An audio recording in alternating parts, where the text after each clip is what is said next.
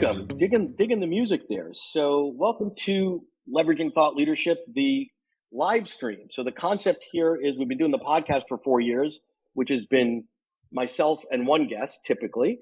And then we decided that it would be more fun if there were two smart guests and a mediocre host. So, that's what we've been doing. And this is our second one of these. I'm really excited about this one today, and I'll introduce my friends here. So, first, I will introduce Waldo Waldman. Waldo is a New York Times and a Wall Street Journal best-selling author and a Hall of Fame speaker. He does keynotes live and virtually. He's definitely known as the wingman, and he has been inducted into the National Speakers Association Hall of Fame, and he's also a former F-16 fighter pilot. I always thank him for his service. So welcome, my friend. Waldo and I go back about 15 years, so we know each other. Yep. I remember our first conversation was on the deck of my townhome talking about my book and laughing. We were instant brothers back then. Exactly. And then my other brother is Freddie Ravel. So Freddie is amazing in his own right. He has a piece that he does called In Tune. But prior to that, and still concurrent to that, Freddie's a Grammy Award-winning artist. He's played with a couple of little bands you may have heard that have done okay called Santana, Earth, Wind and Fire, Madonna, Kanye West. What else do we got here? Prince, J-Lo. So so I think the trick is if Freddie's playing for you, you're going to do all right. So welcome aboard, my friend. Good to have you both. So good to see you, Peter.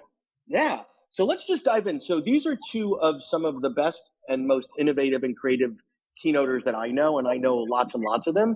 And what I thought I would do today is just sort of, have a conversation of, well, what's working, right? Because 2 years ago, the conversation would have been, I was in Orlando this week and last week, and how many gigs I'm doing. I mean, Waldo, my last trip before COVID was down to Atlanta, like literally 10 days before the shutdown. And we were talking about, oh, this is the best year ever. And then lo and behold, life has changed. So what have each of you done the same? And how have each of you pivoted to provide value to your clients? We'll start with that one, Waldo. Yeah, sure. And great to be here. And by the way, Freddie and I are really good friends as well. I've been to one of his Santana concerts. He gave us a little backstage pass. He grew up or lives like, I guess, 10 or 15 minutes from my wife in Woodland Hills, California. And I've been to his house several times, and we've developed a great relationship and got him into the National Speakers Association, where he wowed us on the main stage. And this is just another example of relationships and how things bubble up when you just are kind and connect and show value as people, not just as business people. So look, I'm sitting in my car right now. I had 6 minutes to get in there to go to my hotel room. I had a last minute engagement in Oklahoma City. There's my hotel up there in the distance, the illustrious Grand Casino, East Oklahoma. And then I'm driving down to... is that part of the Four Seasons? Because this is the glamorous life of a speaker. As a matter of fact, I'm going to the Four Seasons tomorrow in Dallas. So a little bit different, but hey, I don't care where I stay. I'm as long as business is good and there's running water and a bed, I'll be fine. But so I'm sitting here pivoting in this car, right? I'm using this medium, StreamYard, LinkedIn Live, having great assets and tools. I was telling you stuff before about, leveraging some of my my content from some of the assets that I have available to me. How you interact with prospects and clients is absolutely different. We can be on a video call. We could be in a parking lot, slave to a cell phone, and have a great conversation and provide value. And hopefully we're going to provide value for the folks here. If you're not adept at the technology, if you're intimidated by it, if you're reluctant to learn it, you will be shot down, because many great speakers are phenomenal on the platform, but they don't know how to sell. They don't know how to leverage technology, this beautiful MacBook that I'm using, our cell phone, to connect, to be human with a client, and to demonstrate the value that elevates you above your competitors. And if it means making a phone call in a parking lot at a hotel, so be it, because a lot of these customers, speed is life. You got to get back to them quickly and use whatever medium you can. So let's stay there a second. So I've seen you both speak and perform multiple times. So Freddie, I would have thought, you and I talked about this at the beginning of the pandemic. Well, it might be harder for you because Freddie's whole piece is experiential and music and getting the crowd singing, and it's all sort of this improv-y piece. And I'm like, wow, that's going to be hard to do remotely. Yet you've won, right? Like, yet you figure out like the essence of what you were delivering wasn't necessarily the stage. We're all in the same ballroom on Tuesday at 2:00. So talk about what you've done, because I've seen some of it. It's really, really creative and innovative and cool. And more importantly, the market's digging it. Yeah. Thank you, Peter. And thank you, Waldo. And I think, and I think we got to boil this down to like the core stuff. In preparation for this interview, I was thinking a lot about the parallels that Waldo and I share, right? And even though we both have pivoted into the virtual world and we both are using this technology, in my case, I have a technology called Ecamm, which I think is an amazing technology that allows me to pull up videos and screens and everything. And it's very powerful. And I also have the ability to play the piano while we're talking, right? I literally had a desk constructed when COVID kicked in. I said, I'm going to build a desk that I can stand in. So I'm in my studio in Los Angeles. Waldo's in Oklahoma. You're in New York. I'm standing. I'm fully standing. I have a keyboard that I can pull out. Let's see. You don't even see it because I think StreamYard cuts it off. You can hear this. I have a keyboard right here that I'm playing. Let me see if I can lower the camera so that the people can see it. Can you see this? Yes. Yeah, there we go. So there's a keyboard here, and I can see you. I can see Waldo, and I can play, and that allows me to talk about Mozart and relate it to team building, leadership, time management, and being able to do that all across the world simultaneously.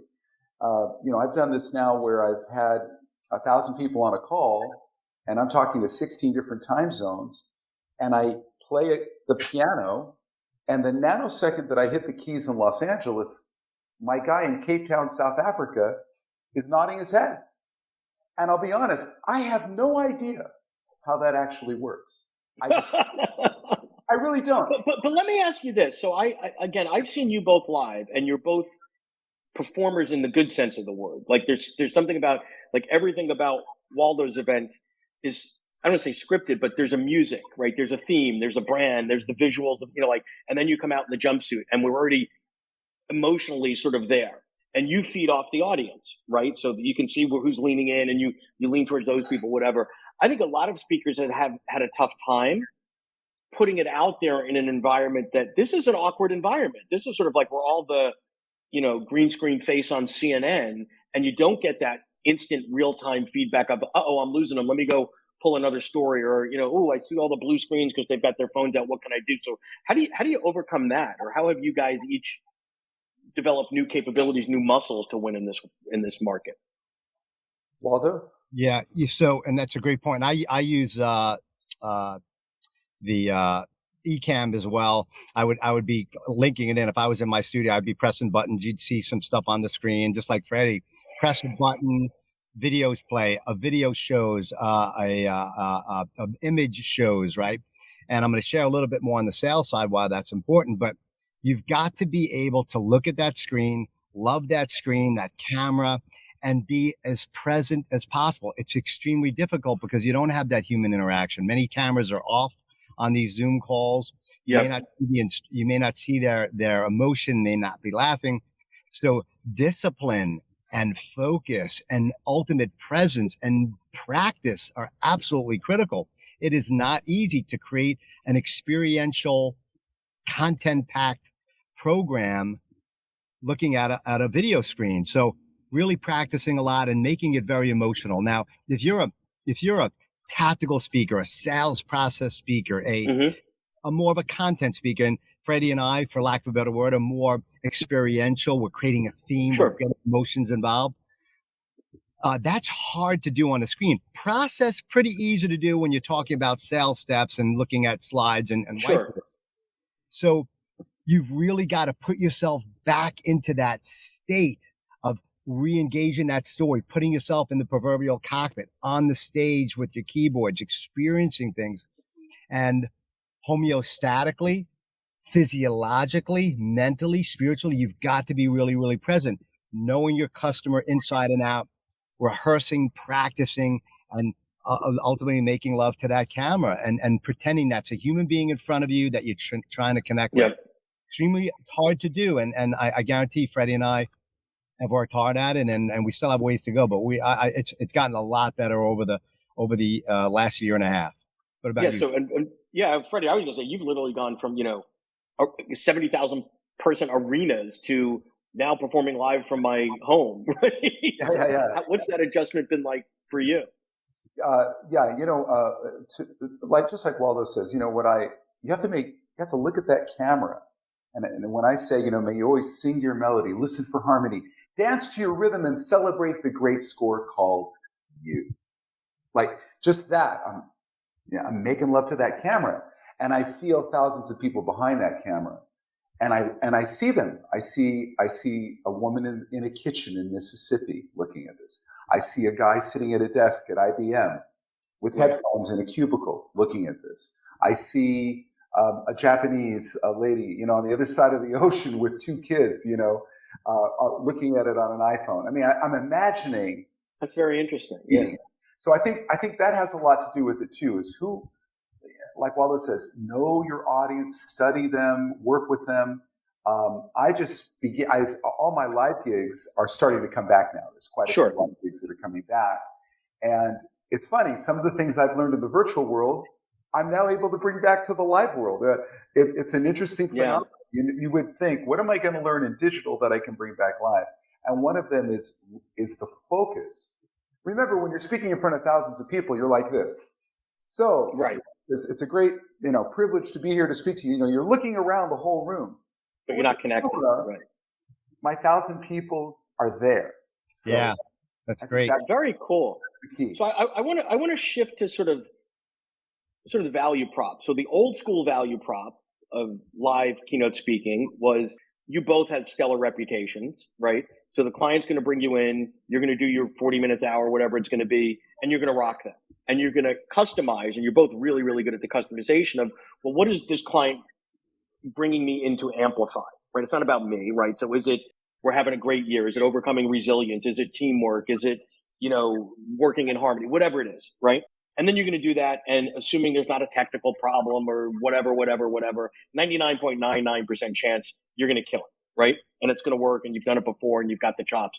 Now, in this, forget the non-live event world, how are you seeing the clients justify the investment in you? And I'll tell you, I'll plant it with what I'm seeing is it's less about the experiential, the entertainment, and more about the capabilities. What will my people take away that they'll be thinking about that might get them to do something differently, to interface with each other, with a client in the market? So what are you hearing from your clients about sort of the value prop in a non-physical world?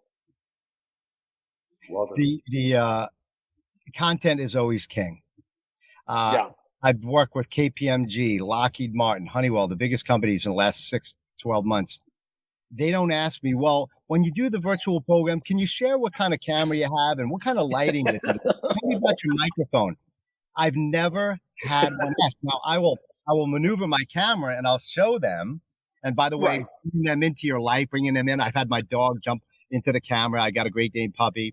I'm able to use props a little differently. These are things also that you can use in a virtual setting to build that connection both on screen when you're doing a virtual keynote and connecting with a prospect, humanizing yourself, reducing the barriers of fear and doubt that many prospects have when they're deciding, am I going to invest in you for $1,000 or $30,000 to do a virtual keynote? So content is always king. You've got to understand your value proposition extremely well. It's typical, finding out what their needs are, the challenges are, making sure that there's a right fit. But then what I find also when it comes to value and taking action, because it's always about what happens after that meeting that counts, is what products, what solutions do you have to deliver post virtual keynote that will create that red thread of content that will sustain the momentum, that will help create actionable items for those men and women who invested their time on that hour keynote and maybe the 2 or 3 days that they're on that virtual program. So I've developed what's called an ACE Academy, 50 plus videos plus worksheets that dig into collaboration and trust and courage and all the content that I discuss. And folks and companies are more more palatable to digital solutions as they have remote workforces that need these solutions. So if you can provide that, if you can bolt on to your proverbial F-16 extra weapon systems, they'll be like, worth the investment. So it can't be So just it's it so a should be little bit of that is sort of like in the real world presentation. Everybody always used to say, "Oh, if we could bottle the energy at the end of that keynote when they're all up on their feet and they're feeling it." In essence, what you've done is come up with the ACE program, which is a little taste of it. Once a week for a year thereafter, gets their brain back there, give them a capability to work on, and you're using language and you're using definitions and you're pushing that out at scale really cost effectively. So one, yes. for you, it's a good thing. It's an upsell, right? It's a differentiator. And for the client, it's a great thing because it keeps that momentum and that rhythm going. Freddie, what are you doing I in that think, regard? yeah, no, I think, my main thing is, of course, music. Music is the stickiest thing on the planet. There isn't a human being alive that doesn't love good rhythm, a good melody, a good harmony. And when I know exactly who the client is, I use specific music to that culture. Right? So I just presented on the floor of a big factory in downtown LA for garment workers for a company called The Reformation, fantastic company that's making sustainable clothing, and they're very popular. They're a rising star in the clothing industry. And they wanted me to speak bilingual. I'm bilingual. I speak in Spanish and English, right? So I delivered this in Spanish, and I used La Bamba and Bésame Mucho. Now, I've never used those songs before, ever. But I knew that if I talked about rhythm by using da da da da da da ba da da da da da da da, I knew that if I used that, it would connect. So I'm using customized music. And by the way, I made the decision 5 minutes before I played it. Sometimes it's very planned, and I have video footage with Santana and Earth, Wind, and Fire playing with me that I jam to talk about collaboration. But many times it's in the moment. That you're just going there. I'm very cool. There. And I think an important thing to also say is that, both Waldo and I, Waldo's work is so incredible because it basically is centered on trust, right? Trust your wingman, and find people that you can have courage and make tough decisions with that got your back, right? And I love that Waldo emphasized that level of integrity. This is what so much of his message. And in my case, I'm teaching trust through listening skills. Because if you had to boil down everything that I'm doing, I'm using music and the lessons of harmony and lack of harmony, rhythm and lack of rhythm, to establish a high level of listening, trust, and integrity. So the flagpole that Waldo and I both share is teaching an evergreen principle of integrity and trust. I love it. If you're enjoying this episode of Leveraging Thought Leadership, please make sure to subscribe. If you'd like to help spread the word about our podcast, please leave us a review and share it with your friends. We're available on Apple Podcast and on all major listening apps, as well as at thoughtleadershipleverage.com/podcasts. So I want to chat for a little bit because everybody, or at least everybody in my world and probably your world as well, are making predictions, speaking's coming back, it's not coming back. And, then we had Delta and then we had all that sort of stuff. So, we had this great rush for Q4 of this year, Q3 and Q4, that got pulled back largely. Talk about what you're seeing. And if you want to be bold enough to make a predictions on where things might be in a year or two, in a world that has been unsteady for a year or two, then have the courage to do that as well. But what are you seeing, and where do you think it's going to go? What will be the same and what will be different?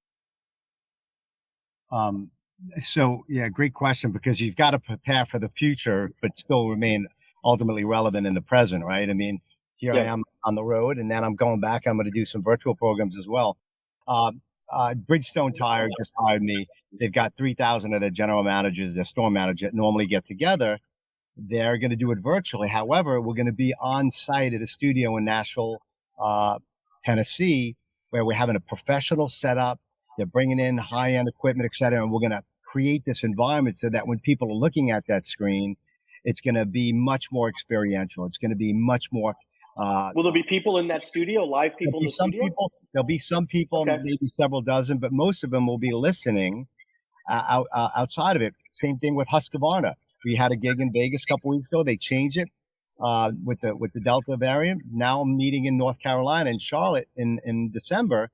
Same thing. We're going to be doing these hybrid events, either hybrid where it's totally hybrid, where we're totally, maybe several dozen in one room. Sure. And most of them are going to be listening virtually. But then the other, for example, I did one in Dallas last month, or actually in the beginning of end of August, where we had 400 people in a nice venue and 2,000 were watching. So I think that's going to stay present, because there may be some folks who just are reluctant to travel. There may be some issue out there. But that being said, or they can invite others that they wouldn't have invited before, right? So if you have 400 folks in Vegas and say, you know what, let's open it up to the field office, because what the heck, like, it doesn't really cost us anything. Yeah. Yes. So it's more democratizing the work. The content can connect and impact a lot more people. So there's more value with that. Mm-hmm. But I do think people still want to get together. I've never seen the level of excitement and connection with these live events that I'm doing. People need to get together. They want to get together. Hotels are doing a fantastic job. Venues on maintaining the social hygiene, the hygiene, and it's really impressive. And they have different codes on how much you want to be approached or not. I do think hybrid will be around, but live events are not going away. They will stay present, but maybe they're going to do more of that hybrid event, or more going to be able to do live and then stream it out to a lot more folks. And I assume, Freddie, you're seeing the same thing. I'm seeing this exactly. I'm going to parrot Waldo exactly, but I'm also going to say something that people don't talk about a lot, and that is the chat. A Zoom call with the chat. Yeah. And what a revolutionary tool that most of us sort of take for granted. It's like, what is this thing?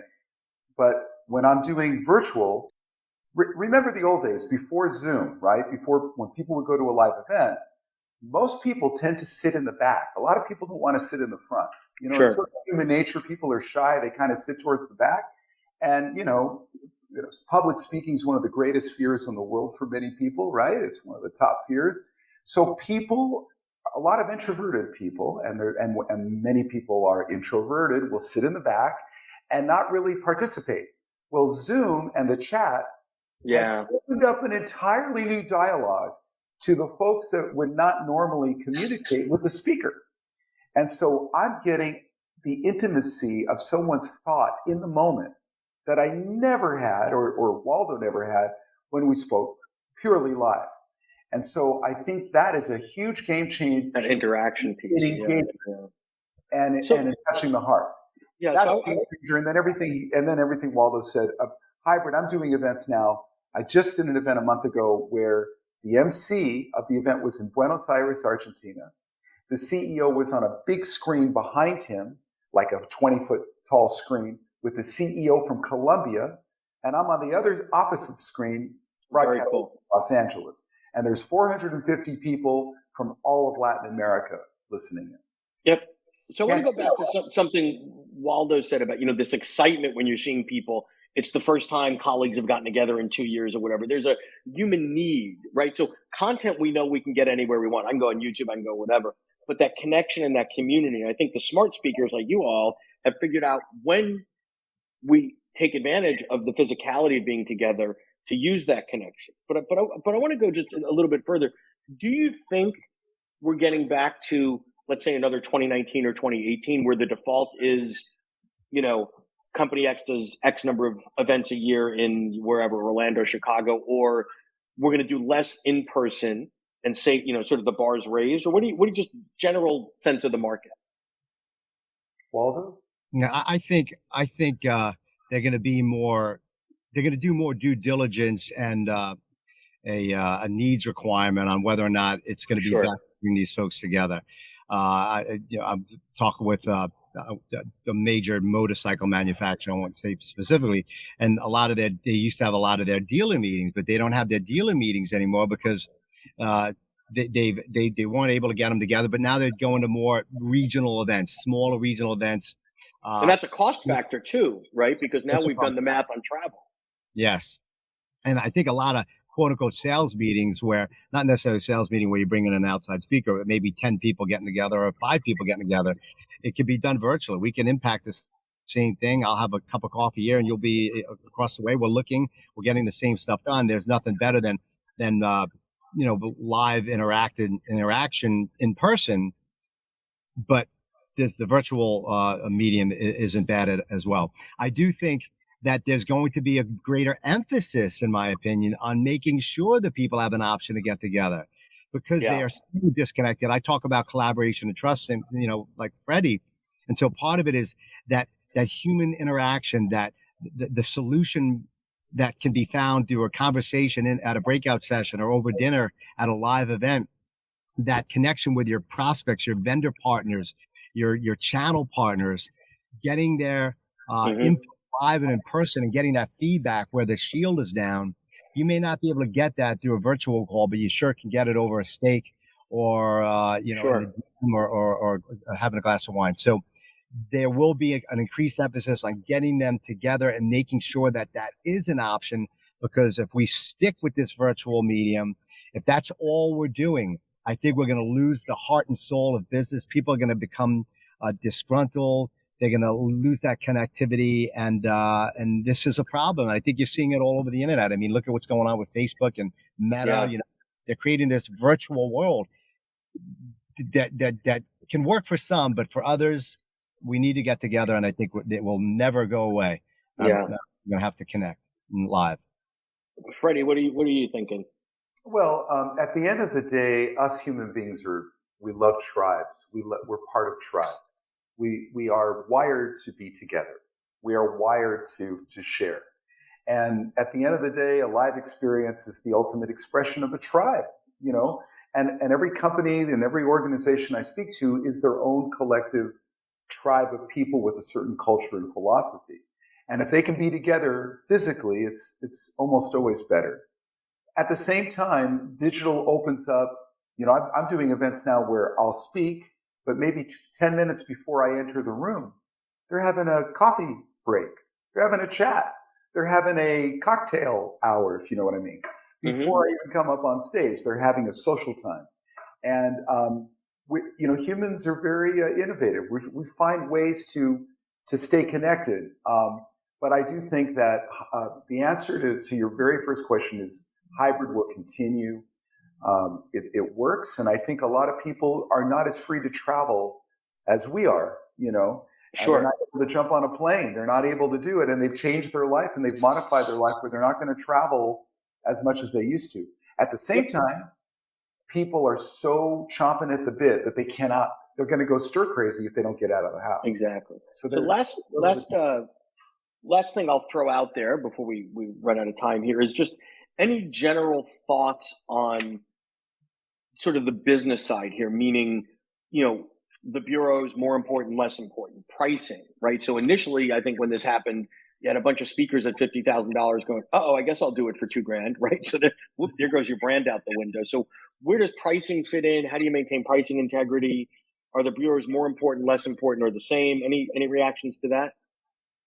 I had an interesting discussion with a bureau, two interesting discussions with two different bureaus the last couple of days. One who had a client cancel, and then another that was canceled in beginning of COVID, and they've been kicking the can down the road, and then the company was acquired and blah, blah, blah. And then now the meeting's canceled.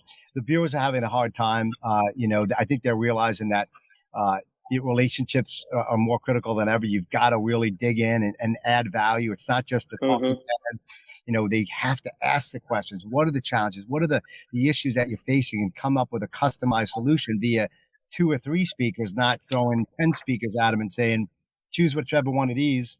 And whatever sticks, the bureau is going to get a commission. And there are some wonderful bureaus out there who understand that relationship. Others that are more, order takers.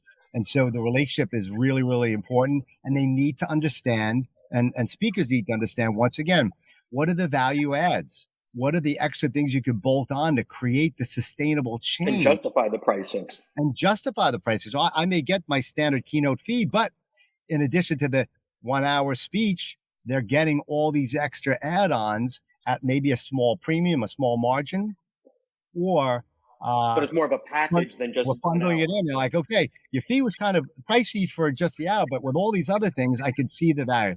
And you as a speaker must understand how to deliver that value proposition and create a solution for them. And then you if you're a channel leader or a sales manager or executive, maybe watching this, you need to be commanding in some way through your questions and having that speaker demonstrate beyond that 1 hour or 30 minutes or whatever, what value they can bring, and do your due diligence and choose the one who's going to create the better solution, not just fill the slot, impact change, because change for the better is so important now. And people need solutions because there's so much, it's a very precarious business world out there, and companies need to be more value driven.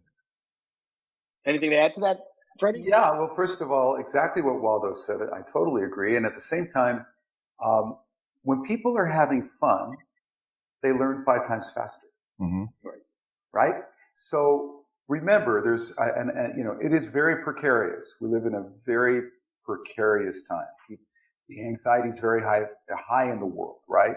So when you can come in with a fresh way of looking, fresh perspective that has a little bit of electricity and joy in it, that's gonna put you to the front of the line in terms of speakers. And that's what I think really works. So I think advice to people out there who are thinking about speaking or presenting, try to have that spark. Try to find that distinctive spark that sets you apart. Yeah. It's so true. That seasoning, right? You need that seasoning, or the ice cream. Something to stick out. Yeah. That joy, Freddie, you're so spot on. People want to have that heart's massage. Sometimes it's not as much about the content. It is about that experience, the feeling. The humanity of it. In love. And that is so critical. And I think, and Freddie is so good at it. And I created a lot. They want to have that experience, that heart, because they're missing that emotional context. And that's a huge value as well. It's not just about the numbers. It's about the heart. So love it. So we're coming up to that end of time spot. So I want to thank you, Freddie, Intune, and Waldo, pushing it up. So these are 2 of the best guys in the business that I'm proud to call my friends and have known for a long time, and I appreciate everything you've done. So thanks, guys. Thank you so much. Peter. Thank you, Waldo. You got it. So great to see you guys. Stay safe and healthy and enjoy. And they could find us all. Google our names and you'll find us, and connect with us on LinkedIn if you like this program, and if you have any questions for us as well. You got it. Ditto. Thank you.